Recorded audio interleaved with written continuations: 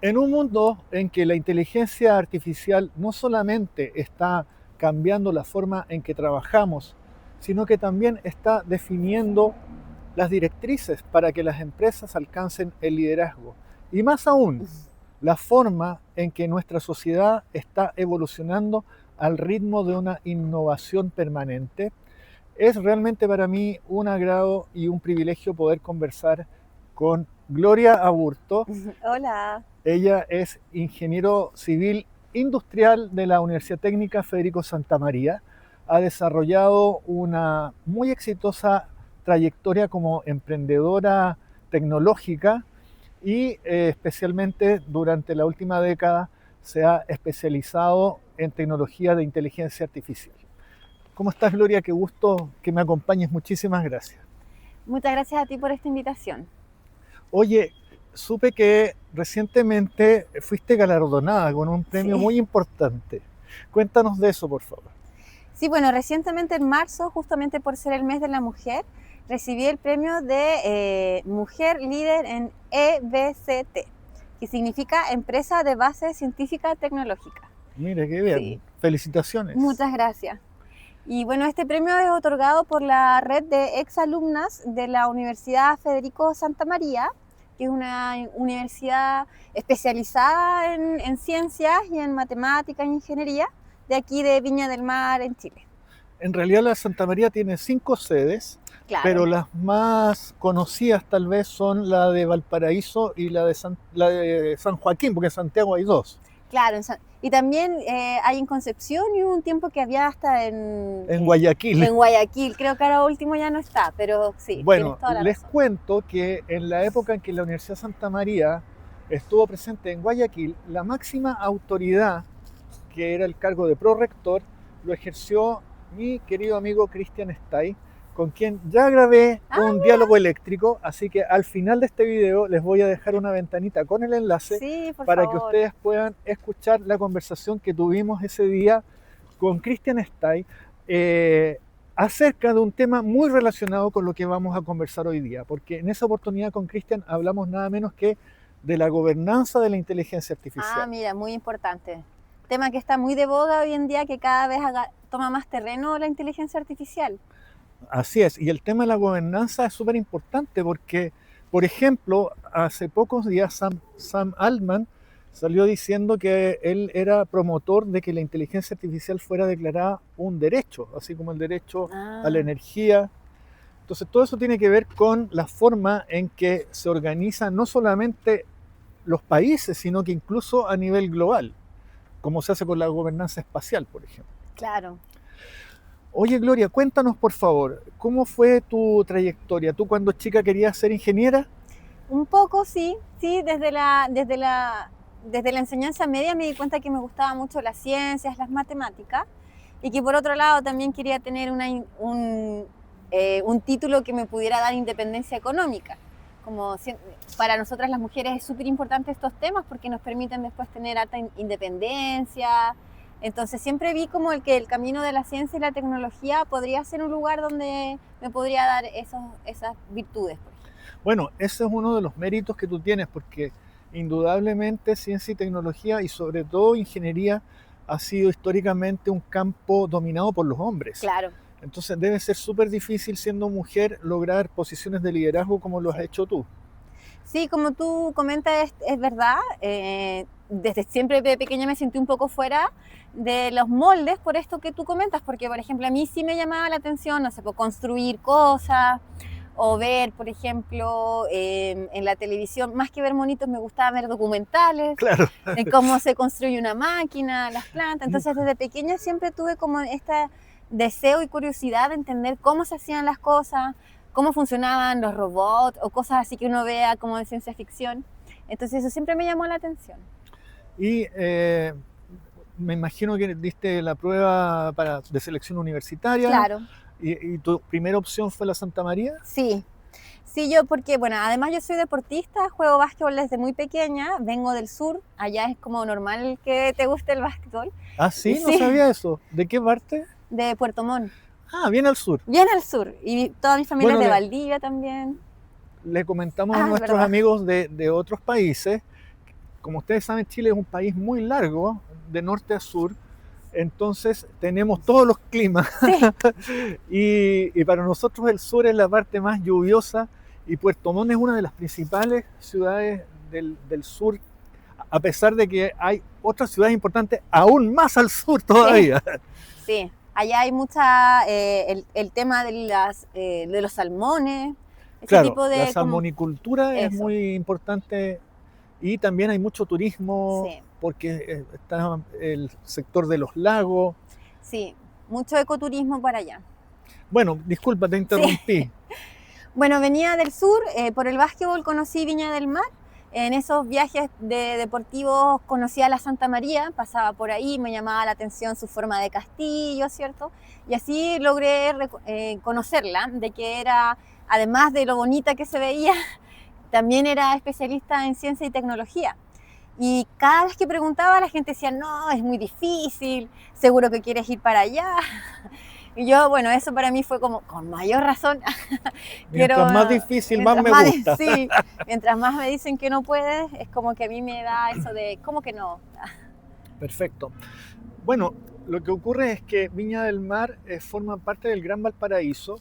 Esta en realidad es una conurbación, como dicen los geógrafos, conformada por 5 comunas y la casa central de la Universidad de Santa María, que fue la sede original, es esta que tiene unas edificaciones de estilo neoclásico, creo que se Claro, llama. parecen como un castillo, es Parece como como un Hogwarts. castillo, efectivamente. Así que es un lugar muy acogedor para poder estudiar. Sí, Y ahí te titulaste como ingeniera civil industrial. sí, Pero ya antes de titularte ya habías partido con algunos emprendimientos. sí, dentro de la universidad, bueno, yo entré en el 2005, me pasaron muchas cosas, y el 2011 participé en un equipo que hicimos el primer auto solar. Mira, Sí, y que eso, todavía existe como ese club, por decirlo de alguna manera, dentro de la universidad, que participan todos los años en una carrera de vehículos. sí, todos los años se hace en la Universidad de Santa María una competencia de ingeniería mecánica, de la carrera de No, esta es mecánica. una carrera que es internacional, que se hace en Ah, el Atacama Solar Challenge, ya, y es es otra una carrera, entonces. sí, es una carrera de autos solares. Ya, perfecto. Entonces yo participé en la primera vez que la universidad iba a estar en esta carrera. Perfecto, ya. Entonces Es que yo ese, estoy hablando de otra carrera claro, que hacen los ingenieros mecánicos, pero esta es, digamos, tú estabas en el equipo que representaba a la a la Santa universidad, María. sí. Ya, Entonces iban equipos de distintas universidades y la Santa María no estaba, entonces creamos uno y ya. fuimos. Entonces, ¿Y cómo les fue? no ganamos el primer año, pero sí ganamos al mejor diseño aerodinámico. Ya. No me refiero que no fuimos los primeros en llegar A la al meta, lugar, claro, pero sí ganamos el el mejor premio de diseño. mejor diseño aerodinámico. Sí, y eso es súper bueno porque era la primera vez que lo hacíamos. Y eso significa que no había presupuesto, no había diseño, no había nada. Todo eran ideas, hipótesis, tesis. Entonces fue harto lo que aprendí y me ayudó a ver que es posible con lo que nosotros ya nos enseñan y juntándonos con otra gente de capa, ¿cierto? Porque era una mezcla de muchas carreras en ese proyecto. Capo significa algo así como smart, por si acaso. Claro, smart. Por harta gente inteligente, entonces podíamos hacer cosas como construir un auto solar, que yo lo veía casi como del futuro. Entonces eso para mí fue clave porque desde ahí me di cuenta que yo quería hacer mi propio camino y crear una empresa, no sabía bien de qué, pero sí que quería hacer eso porque ya había como despertado eso en mí y no podía devolverme como a tener un trabajo más tradicional, por ejemplo. Bueno, en Chile tenemos la suerte de contar con por lo menos 2 organismos de gobierno que dependen del Ministerio de Economía y que tienen instrumentos de financiamiento para el emprendimiento. Uno es Claro. Corfo, el otro es Cercotec. Exacto. Me imagino que tú partiste primero tocando la puerta de Cercotec, Sí. que es como el camino habitual, ¿verdad? Claro, yo aproveché que estaba haciendo mi tesis y que lo quería hacer en un modelo de negocio, entonces probé postular a Cercotec justamente con ese mismo proyecto y me gané mi primer Cercotec el 2013.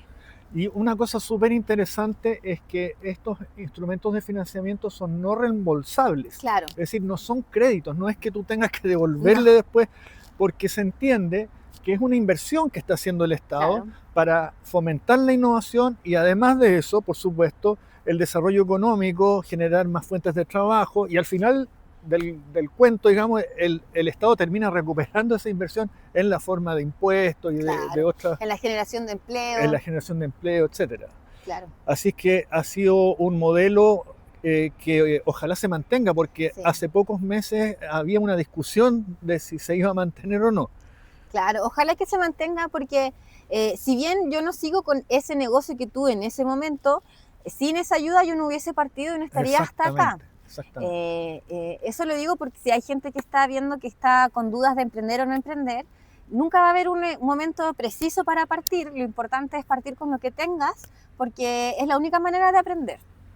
Oye, y entonces una vez que te titulas, ¿cómo fue tu trayectoria inicial justo antes de meterte en temas de inteligencia artificial?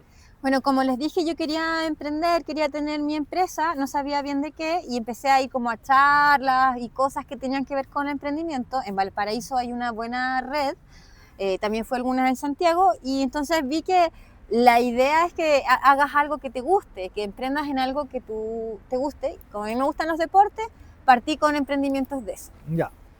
Pero después de varias cosas me di cuenta que en realidad, al menos desde Chile, es difícil competir por la producción de productos, cualquier tipo de producto, fabricar. Fabricar productos, digamos, tangibles, pero en este caso tenían que ver con accesorios deportivos. Claro, yo al comienzo hacía tablas de longboard, que son como el skate, pero más grandes, y se llamaba Porteñas, tenía todo un cuento con Valparaíso, tenía varias cosas que eran innovadoras y tratamos de como que fuera nicho y todo, pero al final no era tan sustentable en el tiempo porque igual terminas compitiendo con importaciones, con mano de obra más barata, con economías de escala diferentes, entonces era muy difícil poder competir.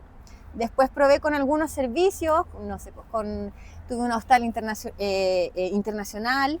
Mira. Sí, traía gente. ¿Eso en Valparaíso? En Valparaíso. Ya. Valparaíso, entre paréntesis, ciudad patrimonio de la UNESCO, o sea, es un sitio turístico que todos tienen que visitar. Claro, y entonces, y un polo universitario también, entonces viene mucha gente, alumnos de intercambio. Entonces yo tuve un hostal de alumnos de intercambio, después tuve una de tours de surf, hacía como experiencias de surf, pero turísticos. Pero después de probar muchos modelos, muchas cosas distintas, me di cuenta que en realidad si yo de verdad quería vivir de esto bien, tenía que ser algo que fuera escalable. Y lo único que es escalable y que te permite es todo lo que es la informática, lo digital. Ya. Y ahí entonces me di cuenta que para poder hacer algo de eso tenía que primero aprender. Ya. Y busqué dónde trabajar en una empresa de informática. Perfecto. Y eso ya fue 2016 que entré a una empresa de Viña del Mar, al área de innovación, a trabajar con informática. Seque, se llamaba Seque. ¿Y ahí qué tipo de desarrollos hacían? Bueno, esta empresa era una empresa de desarrollo de sistemas informáticos. Su gran cliente era el Estado, entonces la mayoría de las plataformas que usamos la hizo esta empresa, pero yo trabajaba en el área de innovación y desarrollo. Ya. Entonces nosotros podíamos explorar nuevas tecnologías para crear algún producto que le genera a esta empresa ya ingresos recurrentes. Porque como era una fábrica de software, trabajaban contra proyectos. Entonces termina un proyecto y tienes que buscar otro. Entonces esa era la idea de nuestro lado. Y así fue como que desde el 2016 que estoy trabajando con Deep Learning y Machine Learning. Qué interesante. Sí. Mira, de eso te quería preguntar porque al normal de la gente hoy en día, cuando se le menciona inteligencia artificial, lo primero que se le viene a la cabeza son los grandes modelos de lenguaje como ChatGPT, por ejemplo. Claro, los LLM. A tal punto que creen que es sinónimo. Claro. Entonces creen, la inteligencia artificial dijo tal cosa. Pero resulta que inteligencia artificial es un concepto mucho más amplio. Por supuesto. Sí. Cuéntanos un poco más. ¿En qué consiste el Machine Learning para la gente que no lo sabe? Bueno, la inteligencia artificial en realidad lo que busca por detrás y en general cualquier tipo de inteligencia artificial es lo que busca patrones dentro de la información, ¿ya?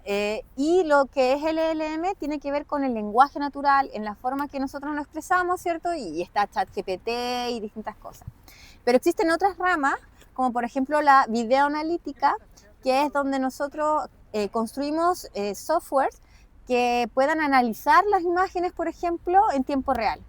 Y pueden saber lo que están viendo. Saber lo que están viendo. Entonces, uno de cierta manera, como las imágenes, si tú lo llevas como a lo más simple, son puros píxeles. Claro. Cada píxel tiene un color, y entonces una imagen es un conjunto de píxeles con distintos colores, y desde ahí entonces es que los programas pueden encontrar patrones que representan, por ejemplo, a una persona en la imagen. Claro. O un camión en la imagen. Y a partir de eso entonces se pueden hacer distintos tipos de reglas y hacer distintos tipos de análisis. Ya llevando como al ejemplo más simple. Sí. Bueno, y me imagino que eso tiene potencial comercial porque, Sí. Por ejemplo, yo me acuerdo de un proyecto en el que yo mismo trabajé, en que montamos una cámara de video en una camioneta para recorrer las calles de Santiago y íbamos georreferenciando lo que se llaman los escombros aéreos, que son estos cables que están en desuso y arrepollados. Entonces la inteligencia artificial automáticamente los detectaba y los marcaba con GPS, y eso por supuesto después permitía hacer una ruta óptima para poder ir a removerlo. Sí, por supuesto, eso es una buena aplicación. Como tú bien dijiste, el tema del análisis es como una función especial que se puede incorporar con otros procesos o con otros tipos de automatizaciones también. Entonces es súper importante entender que no toda la inteligencia artificial es un software que conversa.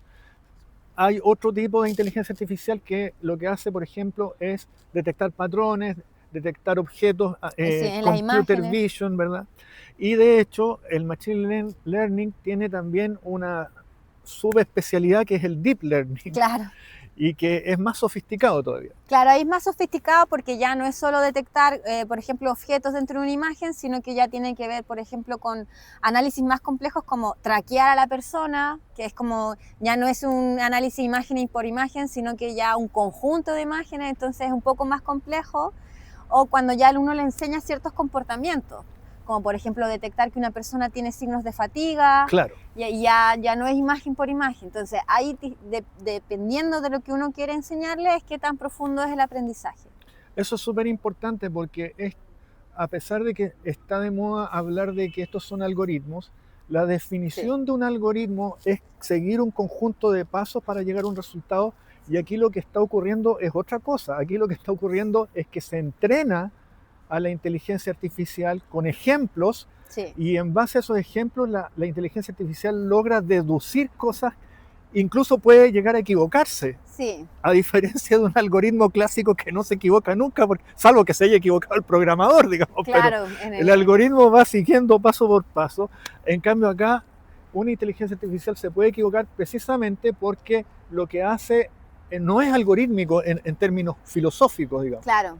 Sí, porque aquí a diferencia de los algoritmos que, como tú bien dijiste, tiene una X y ciertos pasos para llegar a la Y, en el Machine Learning y el Deep Learning, que es como un subconjunto del Machine Learning, solo tenemos la X y la Y. Claro. Y yo le enseño, mira, cuando con estas pasa esto, y el modelo lo que hace es buscar ese patrón a través de todas las iteraciones, porque esto se hace con muchas imágenes. En el fondo es como enseñarle a un niño, cuando tú le enseñas a un niño a reconocer los colores. Sí, esto es rojo, esto es rojo, esto es rojo. Claro. Ahora, ¿cómo el software por dentro logra que ese patrón significa rojo? Es parte de lo que es la inteligencia artificial. Actualmente, ¿en qué estás trabajando? Bueno, como les conté, yo entré en una empresa de informática, ahí conocí a uno de los que hoy en día es mi socio. Yo tengo una empresa de monitoreo y control de procesos industriales con videoanalítica que se llama Safety Mind. Nosotros hoy en día ya tenemos clientes en Chile, Perú, Colombia y México, desde acá de Chile entregando servicios. ¿Cuál es la página web, el sitio web de la empresa? Sí, www.safetymind.ai. Deletréalo, por favor, porque... Sí, Safety con Y. Sí, viene del conjunto de safety, de seguridad, y mind como de mente. Perfecto. Como la idea de esto de los .cl. .ai. .ai, Sí, Artificial Intelligence. Exacto. Entonces ya saben, si quieren conocer cuáles son los servicios de esta empresa que está presente en varios países de Sudamérica, es safetymind.ai. Los invito también a seguirnos en nuestro LinkedIn, porque ahí pueden estar atentos cuando hacemos eventos, vamos harto a charlas, como mostramos nuestros casos y todo, así que ahí nos invito a seguirnos, para que estén atentos a todas las cosas. Dicen que la ruta del emprendedor es el camino del porfiado. Sí. Hay que caerse y levantarse, Sí. caerse y levantarse. ¿Cuál es tu experiencia en ese sentido? ¿Y qué le puedes transmitir a las nuevas generaciones, a los jóvenes que a lo mejor están hoy día en la universidad? Bueno, lo importante yo encuentro que es entender bien qué te gusta y en qué eres bueno y en qué te pueden pagar por eso. Sí. Es una de las... Es como los japoneses tienen un... Sí, el Ikigai, creo, o Ikigai, algo así, no me acuerdo bien el nombre. Sí, yo tampoco. Ikigai creo que se llama. Bueno, la cosa es que eso tiene que ver con mucha introspección, ya de uno tratar de entender bien esas partes para poder generar una oferta de valor desde ti, ya independiente, porque si quieres emprender al comienzo solo estás tú, después ya ves quién es tu socio, cuál es el mercado, los fondos, distintas cosas, pero tienes que partir por ti.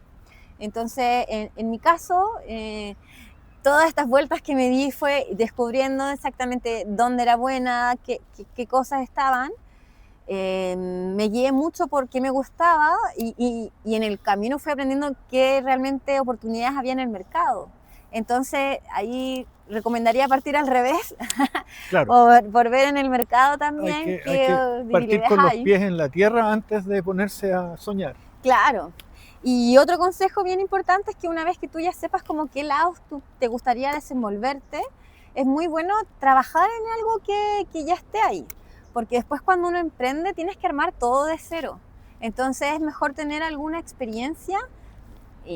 No es que tú le vayas a copiar a ese lugar, pero ya por lo menos tienes como un entorno de cómo se gestiona, cómo se articulan, porque ya emprendiendo tienes que al comienzo hacer de todo. Tú tuviste la oportunidad de conocer a la nueva ministra de Ciencias. Sí, verdad.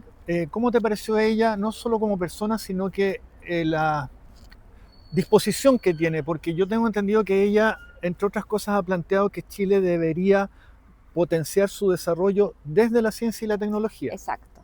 Sí, mira, yo cuando fui, bueno, justo en este evento, porque este premio que me dieron fue en un evento del Día de la Mujer, y justamente fue ahí donde estuvo la ministra, dio una charla hermosa, y yo quedé como bien esperanzada, porque ella ha tenido ella es emprendedora, tuvo sus empresas, que las creó en Estados Unidos, son empresas de base científica tecnológica, entonces ella... viene ya desde la experiencia, no de lo que sale en el libro, no lo que dicen los economistas, no lo que dicen las leyes, cuando estoy diciendo como que ella lo ha vivido, entonces es súper diferente.